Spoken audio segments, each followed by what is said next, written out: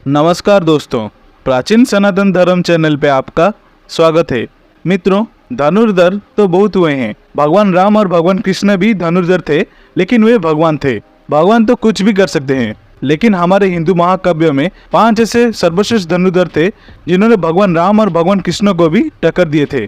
धनुर्विद्या का ज्ञान भगवान शिव से ही उत्पन्न हुआ था और हमारे इतिहास में कई लाखों हजारों उत्तम धनुर्धर इस माटी पे जन्म ले चुके हैं। तो आज के इस वीडियो में मैं आपको बताने वाला हूँ 5 ऐसे धनुर्धर के बारे में जो हमारे हिंदू महाकाव्य में सर्वश्रेष्ठ धनुर्धर के नाम पे कहलाते हैं। तो पहले आते हैं लक्ष्मण। राम के छोटे भाई लक्ष्मण को कौन नहीं जानता। भगवान लक्ष्मण ने अपने तीर से रेखा खींच दी थी। उस रेखा में ही इतना ताकत था कि कोई भी उसको पार करके नहीं जा सकता था। लक्ष्मण जी की धनुष विद्या के चर्चे दूर दूर तक है। शास्त्रों के अनुसार लक्ष्मण जी को श्रेष्ठ धनुर्धर माना गया है। लक्ष्मण ने राम और रावण युद्ध के दौरान रावण का पुत्र अतिमहारथी मेघनाद को हराया था, जिन्होंने युद्ध में इंद्र को भी परास्त कर दिए थे। इसलिए मेघनाद को इंद्रजीत भी कहा जाता था। नंबर 2 पे है महारथी कर्ण। वैसे तो महाभारत काल में सैकड़ों युद्ध हुए हैं, लेकिन कहते हैं कि युद्ध में कर्ण जैसा धनुर्धर नहीं था। कवच और कुंडल नहीं उतर पाते तो कर्ण को मारना असंभव था। कर्ण के तीर की इतनी ताकत थी कि जब वे तीर चलाते थे और उनका तीर अर्जुन के रथ पर लग जाता था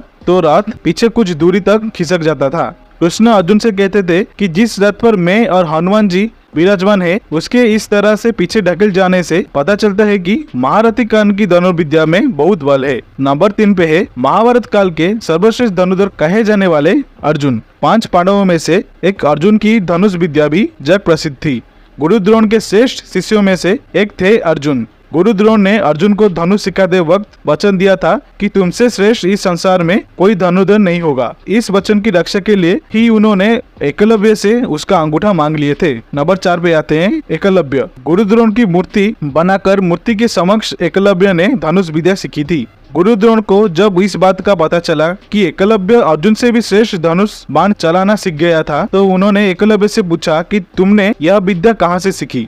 इस पर एकलव्य ने कहा, गुरुवर, मैंने आपको ही गुरु मानकर आपकी मूर्ति के समक्ष यह विद्या को हासिल किया था। इस बात पर गुरु द्रोण ने कहा कि तब तो हम गुरु दक्षिणा के हकदार हैं। एकलव्य यह सुनकर प्रसन्न हो गए और कहने लगे, मांगे गुरुदेव, क्या चाहिए। गुरु द्रोण ने कहा कि तुम जिस हाथ से प्रत्यंचा चढ़ाते हो, मुझे उस हाथ का अंगूठा चाहिए। तो बिना किसी झंझट के एकलव्य ने अपना अंगूठा गुरु द्रोण को गुरु दक्षिणा के रूप में दे दिए थे। 5वें नंबर पे हैं गुरु द्रोण के पुत्र अश्वत्थामा। महाभारत काल के गुरु द्रोणाचार्य के पुत्र अश्वत्थामा को भी सर्वश्रेष्ठ धनुर्धर में शामिल किया जाता था। प्रत्येक धनुर्धर को अपनी एक अलग ही विद्या के कारण जाना जाता था। इस लिहाज से सभी अपने आप में एक सर्वश्रेष्ठ धनुर्धर थे।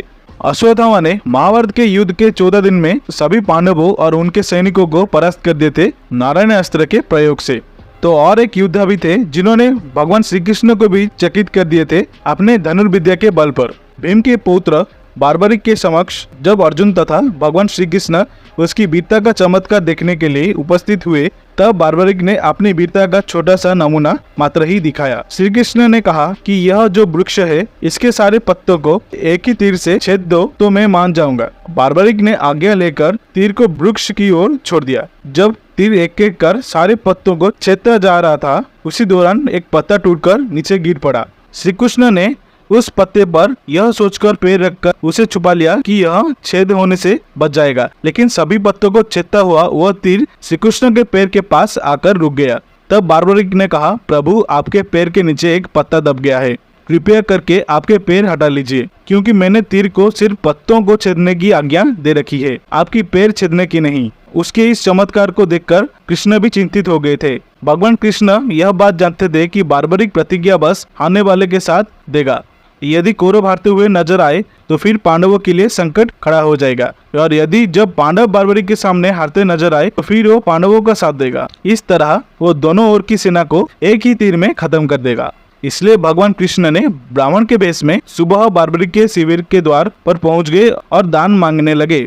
बार्बरिक ने कहा, मांगो ब्राह्मण, क्या चाहिए। ब्राह्मण रूपी कृष्ण ने कहा कि तुम दे ना सकोगे, लेकिन बार्बरिक कृष्ण के जाल में फंस गए और कृष्ण ने उनसे उनका शीश मांग लिया। बार्बरिक द्वारा अपने पितामह पांडवों की विजय हेतु स्वेच्छा के साथ शीश दान किए। दान के पश्चात श्री कृष्ण ने बार्बरिक को कलयुग में स्वयं के नाम से पूजित होने का वर दिए।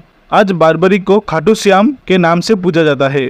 जहाँ कृष्ण ने उसका शीश रखा था, उस स्थान का नाम खाटू है। तो यह थी बार्बरी की कहानी। और इन योद्धाओं को छोड़कर पितामह भीष्म और गुरु द्रोण को भी श्रेष्ठ धनुर्धर योद्धाओं के रूप में माना जाता था। और रही बात भगवान राम और भगवान कृष्ण की, वे तो भगवान थे, उनसे कौन जीत सकता था। और देवों के देव महादेव से ही तो धनुर्विद्या का उत्पन्न हुआ था। तो ये थे हिंदू महाकाव्य के कुछ सर्वश्रेष्ठ धनुर्धर जिनसे जितना असंभव था। आशा करता हूँ आपको ये वीडियो अच्छी लगी होगी। अगर अच्छी लगी तो वीडियो को लाइक, शेयर, सब्सक्राइब जरूर करना और कमेंट सेक्शन में हर हर महादेव जय सिया राम लिखना मत भूलिएगा। देखने के लिए धन्यवाद। हर हर महादेव जय सिया राम।